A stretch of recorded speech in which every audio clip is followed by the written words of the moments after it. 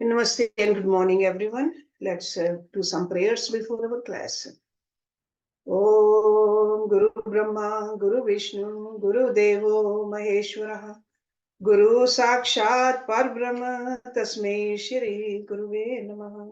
Om Bhurbhuva Swaha, Tatsavitravare Bhargo Devasya Dhimahi, Dhiyo Yo Nah Prachodayat. अस्तो मा सद्गम्य तमसो मा ज्योतिर्गम्य मृत्युर्मा अमृतं गम्य। ओम सहनावतु सहनौभुनक्तु सवीर्यं कर्वावै तेजस्विनावधीतमस्तु मा विद्विषावहे। ओम शांति शांति शांति। Let's open our books. Yoga Vashisht, page number 273. This is a Sthiti Prakarana and Sarg number 11. बंधन और मुक्ति दोनों मन की शक्ति. Okay. So that's why they say the mind is the cause for the freedom as well as liberation. One. काल बोला, हे मुनीश्वर, ऐसी गंगा के तट पर जिसमें महातरंगे उछलती और झनकार शब्द होते हैं, आपका पुत्र तप करता है. उसके सिर पर बड़ी जटाएं हैं और सर्व इंद्रियों को उसने जीत लिया है. जो आपको उसके मन का विस्तार देखने की इच्छा है तो इन नेत्रों को मूंद कर ज्ञान के नेत्रों से देखिए.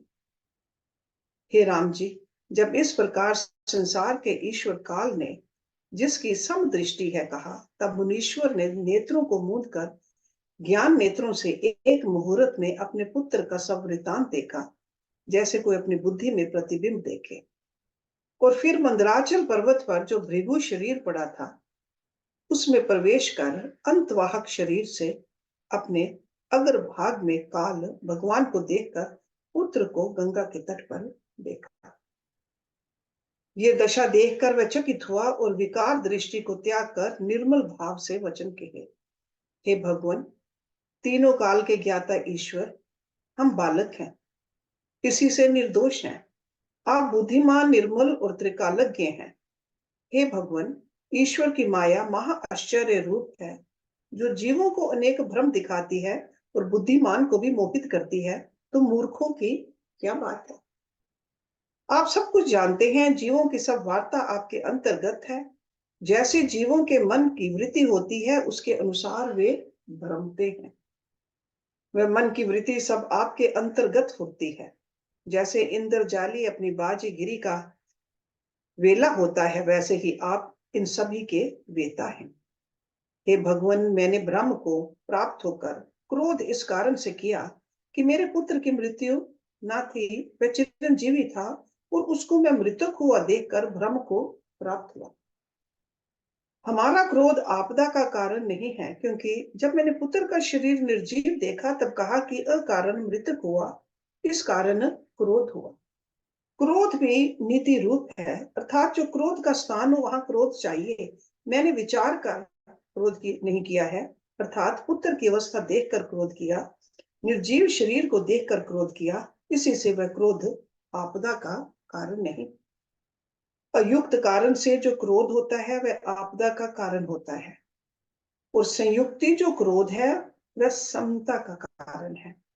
ये कर्तव्य संसार की सत्ता में स्थित है. ये नीति है कि जब तक जीव है तब तक संसार क्रम है, जैसे जब तक अग्नि है तब तक उष्णता भी है. जो कर्तव्य है वह करना है, और जो त्यागने योग्य है वह त्यागना है. ये नीति संसार में स्थित है. जो हेय उपादाय नहीं जानता उसको त्यागना योग्य है. So hey upadhyay means what to accept, what not to accept.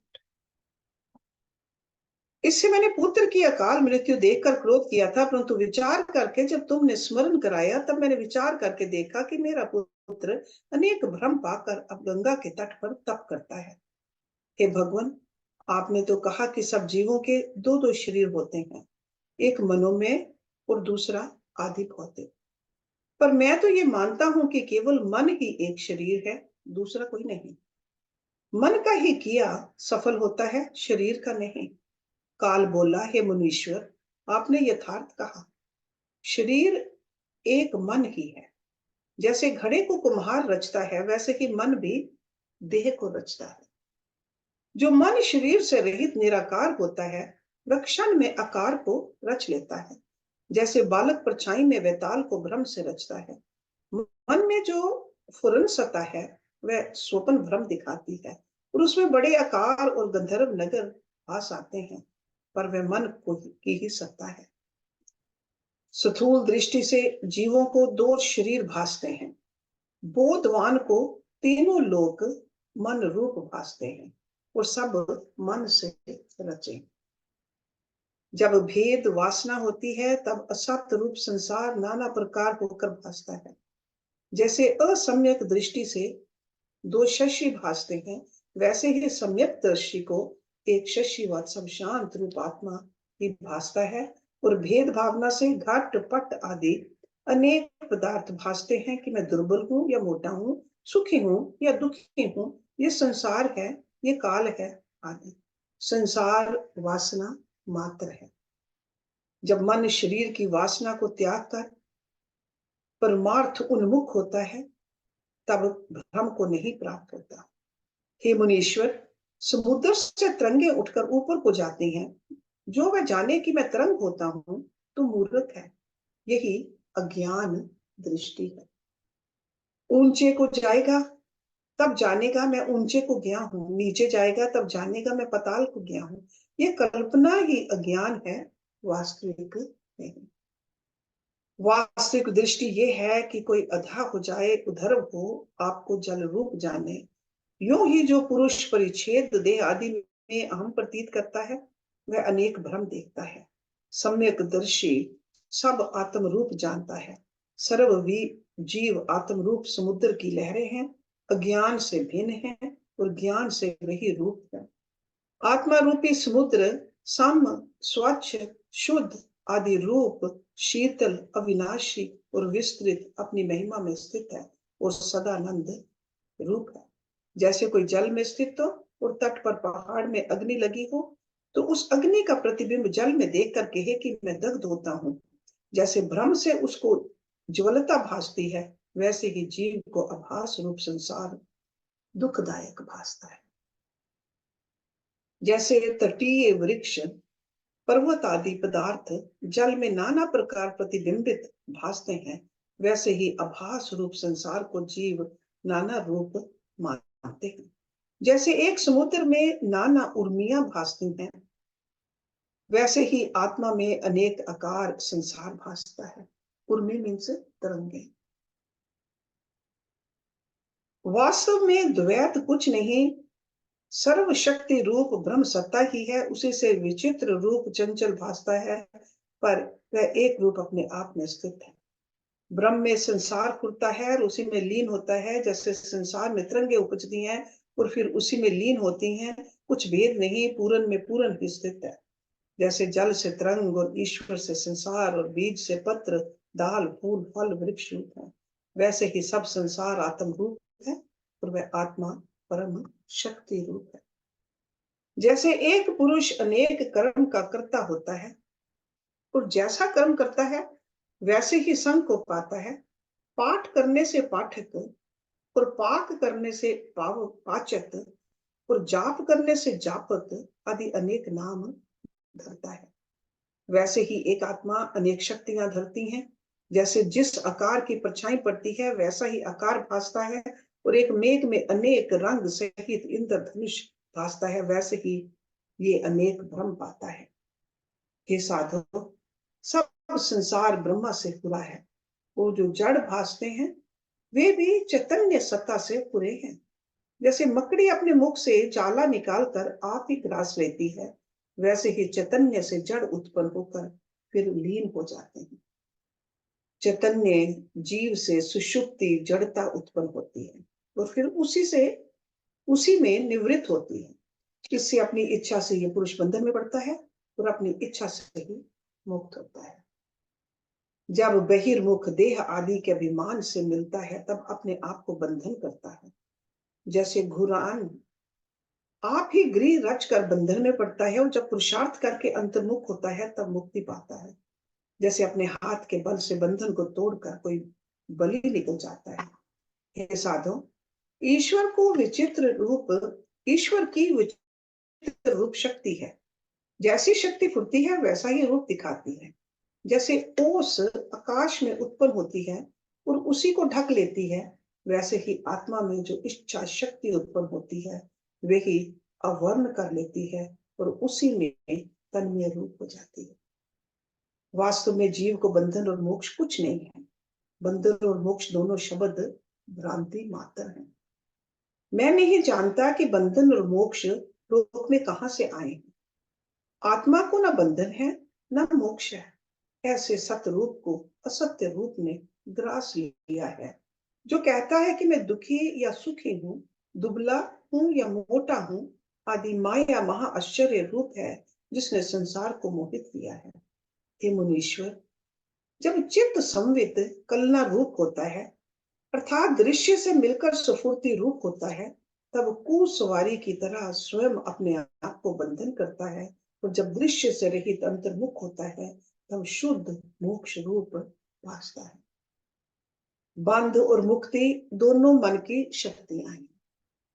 जैसा जैसा मन खुलता है वैसा वैसा रूप भासता है। शक्ति आत्मा से अनन्य रूप है, सब आत्मा से उद्भूत है और आत्मा में ही स्थित है। जैसे सिंधु में उर्मियां उत्पन्न होती हैं और उसी में स्थित होकर लीन होती हैं, और मयंक से किरणें उदित होकर भिन्न भासती हैं। मयंक मीन्स सूर्य, द सन, पर फिर उसी में लीन होती हैं, वैसे ही जीव उत्पन्न होकर लीन हो जाते हैं। परमात्मा रूपी महासमुद्र है, चेतना रूपी उसमें जल है, जिससे जीव रूपनीय तरंगे उपजती हैं, उसी में स्थित होकर फिर लीन हो जाते हैं। कोई तरंगे ब्रह्मा रूप, कोई विष्णु, कोई रुद्र होकर प्रकाशती हैं, और कोई तरंगे परमात्मा से रहित यम, कुबेर, इंद्र, सूर्य, अग्नि, मनुष्य, देवता, गंधर्व, विद्याधर, यक्ष, किन्नर आदि रूप होकर उपजती हैं और फिर लीन हो जाती हैं। कोई स्थित होकर चिरकाल तक रहती है, जैसे ब्रह्मा आदि, कोई उत्पन्न होकर और कुछ काल रहकर विनष्ट हो जाती हैं, जैसे देवता, मनुष्य आदि, और कोई कीट, सर्प आदि रूप में फुरती हैं और चिरकाल तक भी रहती हैं और अल्पकाल में भी नष्ट हो जाती हैं। कोई ब्रह्मा आदि उत्पन्न होकर तो प्रमादी रहते हैं और कोई प्रमादी हो जाते हैं और तुच्छ शरीर होते हैं। ये संसार स्वप्न आरंभ है और दृढ़ होकर भासता है। I'm sure it's very clear. It's a beautiful explanation. उत्पत्ति विस्तार वर्णन। काल बोला, हे मुनीश्वर, देवता, दैत्य, मनुष्य आदि आकार ब्रह्म से अभिन्न रूप हैं और ये सत्य है। जब मिथ्या संकल्प से जीव कलंकित होता है तब जानता है कि मैं ब्रह्म नहीं। इस निश्चय को पाकर मोहित होता है और मोहित हुआ नीचे को चला जाता है। यद्यपि वह ब्रह्म से अभिन्न रूप है और उसमें स्थित है, तो भी भावना के वश से अपने आप को भिन्न जानकर मोह को प्राप्त होता है। So that means we are all one with God, but we just think that we are separate. शुद्ध ब्रह्म में जो संवित का उल्लेख होता है वही कलंकित रूप कर्म का बीज है, उससे आगे विस्तार को पाता है। जैसे जल जिस बीज से मिलता है उसी रस को प्राप्त होता है, वैसे ही संवित का फूलना जैसे कर्म से मिलता है वैसी गति को प्राप्त होता है। संकल्प से कलंकित हुआ अनेक दुख पाता है। ये प्रमाद रूप कर्म कंच के बीज सा है, जिसको जो मुट्ठी भर कर बोता है वे अपने दुख का कारण है। और ये संसार आत्म रूप सागर की लहर है जो विस्तार से फूटती है और कोई उधर्म को जाती है और कोई नीचे को जाती है, फिर लीन हो जाती है। ब्रह्मा आदि तृण पर्यंत इन सब का यही धर्म है। जैसे पवन का धर्म स्पंदन है, वैसे ही इनका भी है, पर उनमें कोई निर्मूल पूजने योग्य ब्रह्मा, विष्णु, रुद्र आदि है और कोई मोह संयुक्त है, जैसे देवता, मनुष्य, सर्प, कोई अनंत मोह में स्थित है, जैसे पर्वत, वृक्ष आदि। कोई अज्ञान से मूढ़ है, जैसे कृमि कीट आदि योनि, ये दूर से दूर चले गए हैं। जैसे जल के प्रवाह से तृण चला जाता है, वैसे ही देवता मनुष्य सर्प आदि कितने भगवान भी होते हैं और कोई तट के निकट आकर फिर बह जाते हैं, अर्थात सत्संग और सत्शास्त्रों को पाकर फिर माया के व्यवहार में बह जाते हैं और यम रूप चूहा उनको काटता है। कोई अल्प मोह को प्राप्त होकर फिर ब्रह्म समुद्र में लीन हुए हैं, कोई अंतर्गत ब्रह्म समुद्र को जानकर स्थित हुए हैं और तम अज्ञान से तरे हैं, कोई अनेक कोटि जन्मों में प्राप्त होते हैं, नीचे से ऊपर चले जाते हैं और फिर ऊपर से नीचे को चले जाते हैं। इसी प्रकार प्रमाद से जीव अनेक योनियों में दुख भोगते हैं। जब आत्म ज्ञान होता है तब आपदा से छूटकर शांति प्राप्त करते हैं। प्रमाद और विषय की तृष्णा से मोह। काल बोला, हे साधु, ये जितने संसार भूत जाति विस्तार है वे सब आत्म रूप समुद्र की तरंगे हैं, एक ही अनेक विचित्र विस्तार को प्राप्त हुआ है। जैसे वसंत ऋतु में एक ही रस अनेक प्रकार के फल फूलों को धारता है, इन जीवों में जिसने मन को जीतकर सर्वात्मा ब्रह्म का दर्शन किया है वह जीवन मुक्त हुआ है। मनुष्य देवता यक्ष किन्नर गंधर्व आदि सब भ्रमते हैं, इनसे इत्र सथावर मूढ़ अवस्था में है, उनकी क्या बात करने। लोकों में तीन प्रकार के जीव हैं, एक अज्ञानी जो महामूढ़ हैं, दूसरे जिज्ञासु हैं और तीसरे ज्ञानवान। जो मूढ़ हैं उनको शास्त्र के श्रवण और विचार में कुछ रुचि नहीं होती, और जो जिज्ञासु हैं उनके निमित्त ज्ञानवानों ने शास्त्र रचे हैं। जिस जिस मार्ग से प्रबुद्ध आत्मा हुए हैं उस प्रकार के उन्होंने शास्त्र रचे हैं, और उससे और जीव भी मोक्ष भागी होते हैं। हे मुनीश्वर, ज्ञानवानों रचे हुए सत शास्त्रों को जब निरत होता है और जब निर्मल बुद्धि होती है, तब जैसे सूर्य के प्रकाश से तम नष्ट होता है, वैसे ही सत्य शास्त्र के अभ्यास से मोह नष्ट होता है। मूढ़ अज्ञानी आत्मा में प्रमाद और विषय की तृष्णा से मोह को प्राप्त होते हैं। जैसे अंधेरी रात्रि हो और ऊपर से कोहरा भी गिरता हो, तब तम से तम होता है, वैसे ही मूढ़ मोह से मोह को प्राप्त होते हैं और अपने संकल्प से आप ही दुखी होते हैं। जैसे बालक अपनी परछाई में वैताल की कल्पना कर आप ही दुखी होता है, इससे जितने भूत जात हैं उन सब के सुख दुख का कारण मन रूपी शरीर है। जैसे वह फुरता है वैसी गति को प्राप्त होता है। मांस में शरीर का किया कुछ सफल नहीं होता और वह मन के संकल्प से रचा है, वास्तव में कुछ नहीं। संकल्प की दृढ़ता से जो आदि भौतिक भासने लगा है वह स्वप्न शरीर की भांति है। मन रूपी शरीर से जो तेरे पुत्र ने किया है उसी गति को वह प्राप्त हुआ है, इसमें हमारा कुछ अपराध नहीं है। हे मुनीश्वर, अपनी वासना के अनुसार जो जैसा कर्म करता है वैसे ही फल को प्राप्त होता है। मांस में शरीर से कुछ नहीं होता, जैसी जैसी तीव्र भावना से तेरे पुत्र का मन फुरता गया है वैसी वैसी गति वह पाता गया है। बहुत कहने से क्या, उठो अब वहां चलो जहां मैं ब्राह्मण का पुत्र होकर गंगा के तट पर तप करने लगा है। इतना कहकर वाल्मीकि जी बोले, हे भारद्वाज, इस प्रकार जब काल भगवान ने कहा तब दोनों जगत की गति पर हंसकर उठ खड़े हुए और हाथ से हाथ पकड़कर कहने लगे कि ईश्वर की नीति आश्चर्य रूप है जो जीवों को बड़े भ्रम दिखाती है। जैसे उदयाचल से सूर्य उदित होकर आकाश मार्ग में चलता है, वैसे ही प्रकाश निधान दोनों उदार आत्मा चले।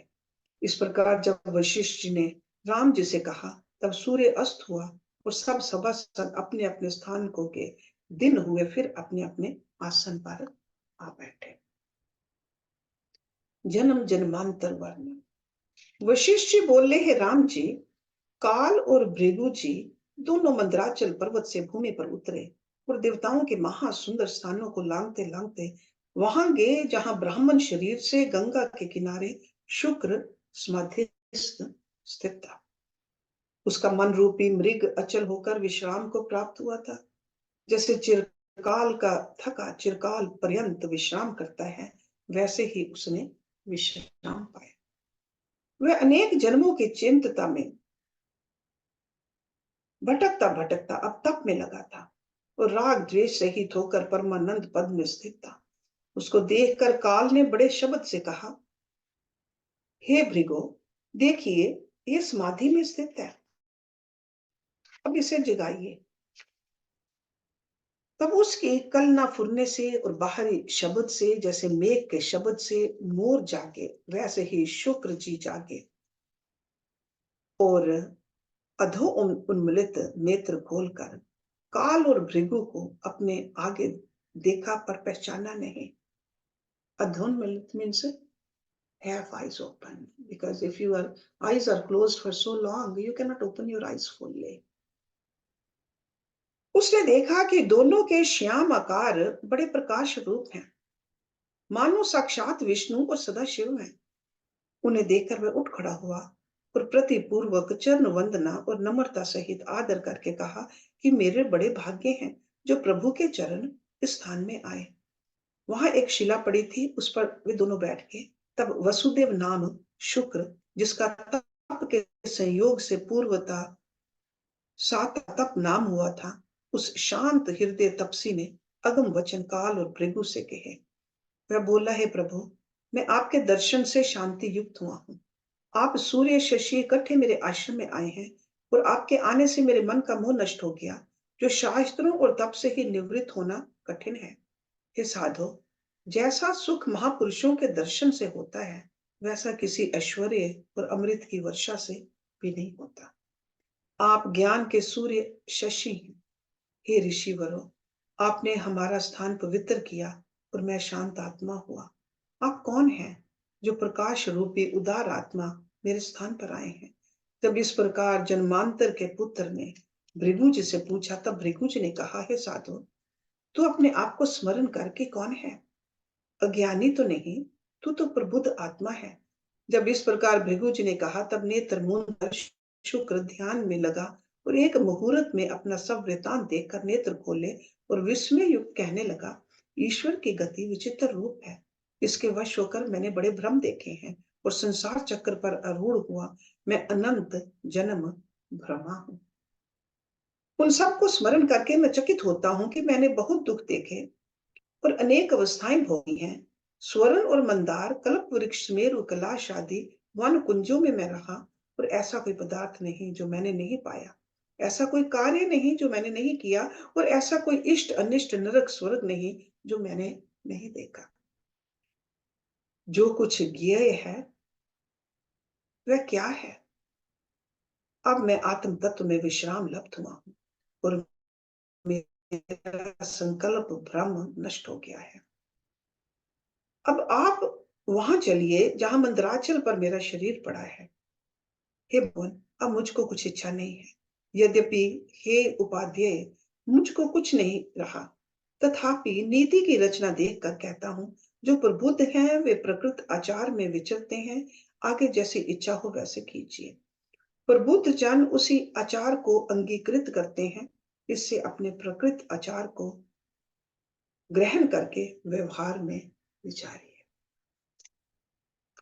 शुक्राचार्य का प्रथम जीवन।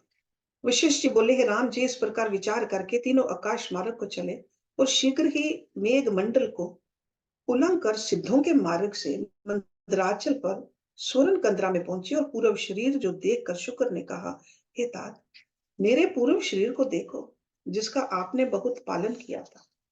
जो शरीर कपूर सुगंध से शोभित था और फूलों की शैया पर शयन करता था, वह मिट्टी में लिपटा पड़ा है और सुख क्या है। जिस शरीर को देखकर देव स्त्रियां मोहित होती थी, कंठ में मुक्त माला से शोभित होती थी, मानो नक्षत्रों की पंक्ति हो, वह शरीर अपृथ्वी पर गिरा पड़ा है। नंदन वन में इसने अनेक भोग भोगे हैं और आत्म रूप जानकर इसको मैं पुष्ट करता था, यही अब मुझको भयानक भासता है। जो शरीर देवंगनाओं से मिलता और रागवान होता था, वह अब उनकी चिंता में सुख क्या है। जिन जिन विलासों को चाहता था उनको वह करता था और अब वही चित्त से रहित महाअभागी हुआ धूप से सूख गया है और महाविकराल भयानक सा भासता है। जिसको मैं आत्म रूप जानता था, जिसमें अहंकार से विलास करता था और जिसमें कमल पुष्प पड़ते और तारागण प्रकाशते थे, उसमें अब स्वर्णवत सुंदर प्रकाश रूप था। वे अब धूप से सूखा भयानक भासता है और सब गुण इसको छोड़ गए हैं। मानो विरक्त आत्मा हुआ और विषय से मुक्त निर्विकल्प समाधि में स्थित हुआ है। हे शरीर, तू अदृष्ट तन को प्राप्त हुआ है। अब तेरे में कोई क्षोभ नहीं रहा। अब चित्त रूपी वेताल तेरे में शांत हो गया है और आने जाने से रहित तू विश्राम प्राप्त हुआ है। तेरी सब कल्पना नष्ट हुई है और सुख शायित है। चित्त रूपी वानर से रहित शरीर रूपी वृक्ष ठहर गया है और अब अनर्थ से रहित पहाड़ की तरह अचल हुआ है। ये देह अब सर्व दुख से रहित परमानंद में स्थित है। हे साधो, सब अनर्थों का कारण चित्त है। जब तक चित्त शांति धृत नहीं होता, तब तक जीव को आनंद नहीं मिलता। जब मन शक्ति पद को प्राप्त होता है, तब महा आदि व्याधि संसार के दुखों को तर कर विगत परमानंद को प्राप्त होता है। राम जी ने पूछा, हे भगवान, सर्व धर्मों के वेता भृगु का जो पुत्र शुक्र था, उसने तो अनेक शरीर धरे थे और बहुत भोग भोगे थे, तो भृगु से जो शरीर उत्पन्न था उसको देख बहुत सोच क्यों किया और देहों का चिंतन क्यों न किया? इसका क्या कारण है? वशिष्ठ जी बोले, हे राम जी, शुक्र की संवेदन कलना जो जीव भाव को प्राप्त हुई थी, वह कर्मात्म होकर भृगु से उत्पन्न हुई। सुनो, आदि परमात्म तत्व से चित्त कला फुर कर भूत आकाश को प्राप्त हुई और वही वात कला में स्थित होकर प्राण अपान के मार्ग से भृगु के हृदय में प्रवेश कर गई और वीर्य के स्थान को प्राप्त होकर गर्भ मार्ग से उत्पन्न हो क्रम करके बड़ी हुई, जिससे विद्या और गुण संपन्न शुक्र का शरीर हुआ। उस शरीर को जो उसने चिरकाल धारण किया था, इससे उसका शोच किया। यद्यपि वह वीतराग और निरीह था, तो भी चिरकाल जो किया था वही फुर आए। हे राम जी, ज्ञानी हो अथवा अज्ञानी, व्यवहार दोनों का एक सा होता, सुसंग निर्लेप करता रहता है और अज्ञानी क्रिया में बंधन युक्त होता है। ज्ञानवान मोक्ष है और अज्ञानी दरिद्री है। जैसे वन में जाल से पक्षी फंसता है, वैसे ही अज्ञानी लोक व्यवहार में बद्ध होता है। व्यवहार जैसे ज्ञानी करता है, वैसे ही अज्ञानी करता है। जो वासना रहित है वह निर्बंध है, जो वासना सहित बद्ध है। इससे वासना मात्र का भेद है। जब तक शरीर है तब तक सुख दुख भी होता है, परंतु ज्ञानवान दोनों में शांत बुद्धि रहता है और अज्ञानी हर्ष शोक से चलायमान होता है।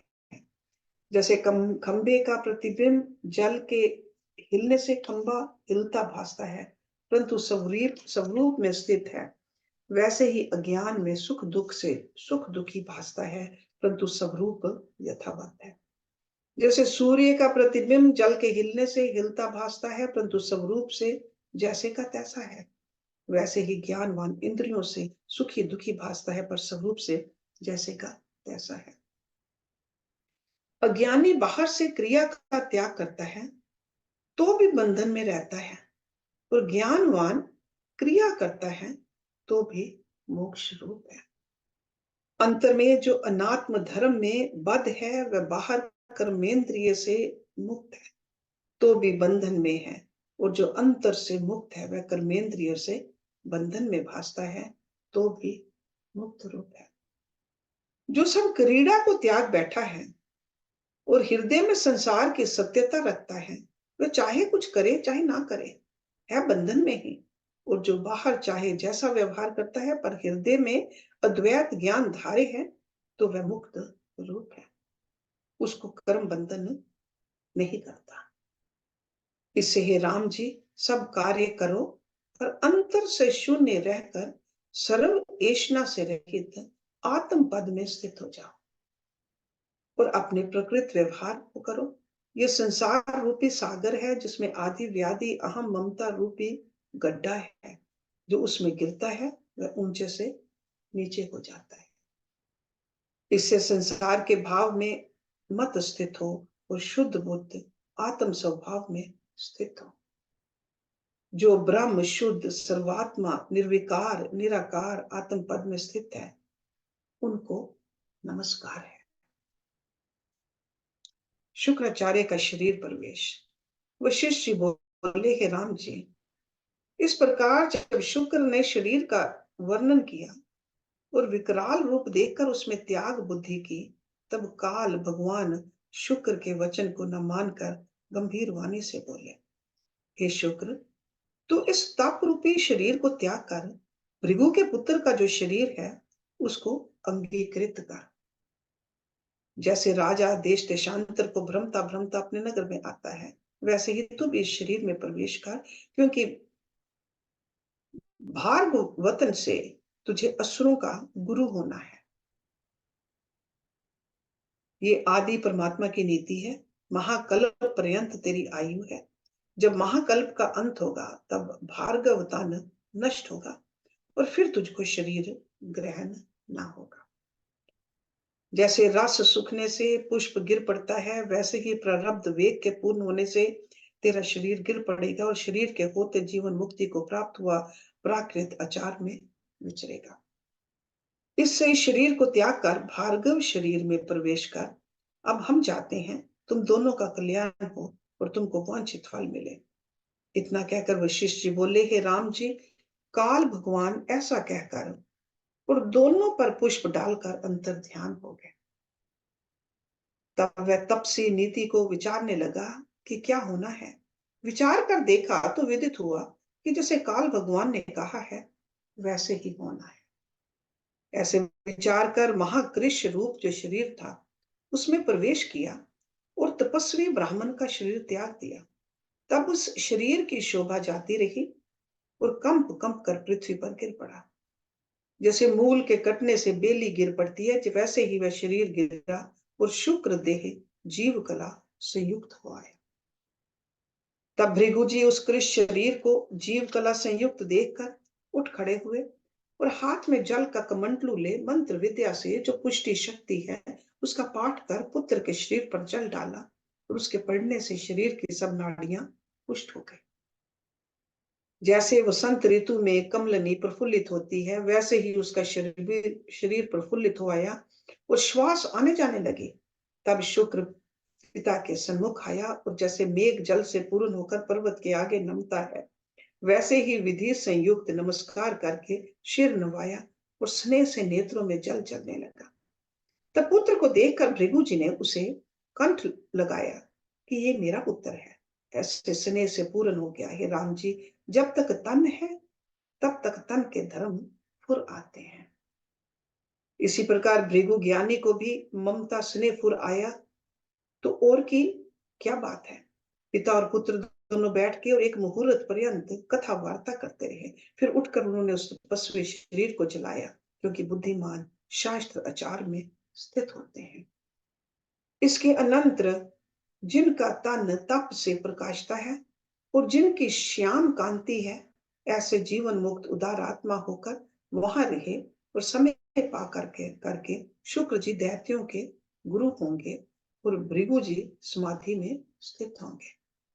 इससे जो सब विचार से रहे जीवन मुक्त पुरुष जगत गुरु हैं, वे सबके पूजने योग्य हैं। राम जी बोले, हे भगवान, जैसे भृगु के पुत्र को ये स्फूर्ति होती गई और सिद्ध होती गई, वैसे ही और जीवों को क्यों नहीं सिद्ध होती।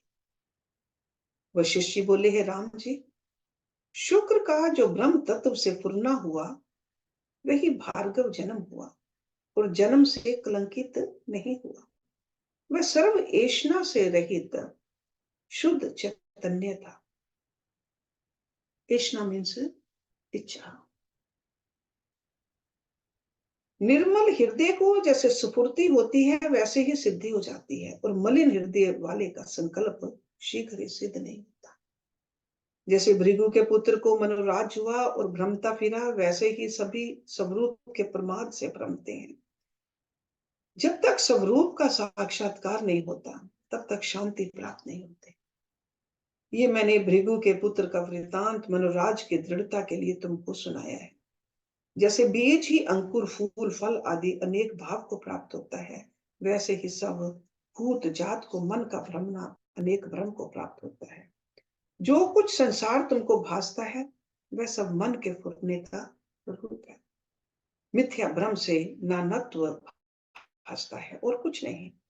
एक एक ऐसा प्रति भ्रम है और सब संकल्प मात्र है। ना कुछ उदित होता और ना अस्त होता है, सब मिथ्या रूप माया मात्र है। जैसे स्वप्नपुर और संकल्प नगर भासता है, वैसे ही परस्पर व्यवहार दृष्टि में आते हैं पर कुछ नहीं है। वैसे ही वह जागृत भ्रम भी अज्ञान से दृष्टि में आता है। भूत पिशाच आदि जितने जीव हैं उनका भी संकल्प मात्र शरीर है। जैसे उनको सुख दुखों का भोग होता है, वैसे ही तुम हमको भी होता है। जैसे ये संसार है वैसे ये अनंत संसार बसते हैं और एक दूसरे को नहीं जानते। जैसे एक स्थान में बहुत पुरुष शयन करते हों तो उनका मनोराज और स्वप्न भ्रम परस्पर अज्ञात होता है, वैसे ही ये संसार है।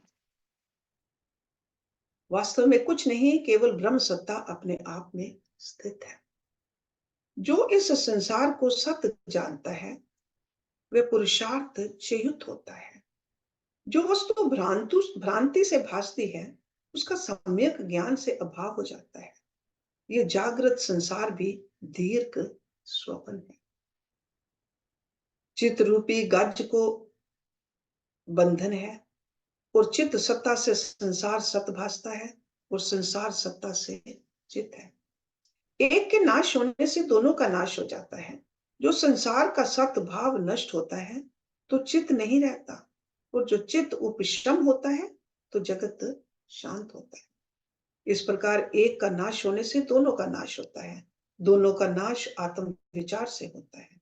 जैसे उज्जवल वस्त्र पर केसर का रंग शीघ्र ही चढ़ जाता है, मलिन वस्त्र पर नहीं चढ़ता। वैसे ही जिसका निर्मल हृदय होता है उसको विचार उत्पन्न होता है। हृदय तब निर्मल होता है जब शास्त्र के अनुसार क्रिया करता है। हे राम जी, एक एक जीव के हृदय में अपनी अपनी सृष्टि है, पर मलिन चित्त से एक को दूसरा नहीं जानता। जब चित्त शुद्ध होता है तब और की सृष्टि को भी जान लेता है। जैसे शुद्ध धातु परस्पर मिल जाती है, जब दृढ़ अभ्यास होता है तब चिर पर्यंत सब कुछ भासने लगता है, क्योंकि सबका अधिष्ठाता एक आत्मा है। उसमें स्थित होने से सबका ज्ञान होता है। राम जी ने पूछा, हे भगवान, शुक्र को प्रतिभा मात्र का आभास हुआ था, उससे देश काल क्रिया द्रव्य उसको दृढ़ होकर कैसे भासे? वशिष्ठ जी बोले, हे राम जी, शुक्र ने अपने अनुभव रूपी भंडार में मन से संसार देखा। जैसे मोर के अंडे से अनेक रंग निकलते हैं, वैसे ही उसको अपने हृदय में भ्रम भासित हुआ। जैसे बीज से पत्ते टास फूल फल निकलते हैं, वैसे ही जीव को अपने अपने अनुभव में संसार खंड उड़ते हैं। यहाँ स्वप्न दृष्टांत प्रत्यक्ष है। जैसे एक एक के स्वप्न में जगत होता है, वैसे ही ये संसार है। दीर्घ स्वप्न जागृत होकर भासता है और जैसा वैसा दृढ़ होता है वैसे ही भासने लगता है। फिर राम जी ने पूछा, है भगवान, सृष्टि के समूह परस्पर मिलते कैसे हैं और नहीं कैसे मिलते? वो शिष्य बोले, है राम जी, मलिन चित्त परस्पर नहीं मिलते, शुद्ध मिलते हैं। जैसे शुद्ध धातुएं मिल जाती हैं, सुषुप्ति रूप आत्मा से सब फुरते हैं जो तन में रूप है, जिसको उसमें विश्राम होता है, वह ज्ञान दृष्टि से सबसे मिल जाता है। जैसे जल से जल मिल जाता है, वैसे ही वह सबसे मिलकर सबको जानता है, अन्य नहीं जानता। So next week we'll start with the next सर्ग, जीव पद वर्णन। ओम पूर्णमदा पूर्णमिदं पूर्णात् पूर्णमुदच्यते पूर्णस्य पूर्णमदाय पूर्णमेवावशिष्यते। ओम शांति शांति शांति। ओम। Thank you very much.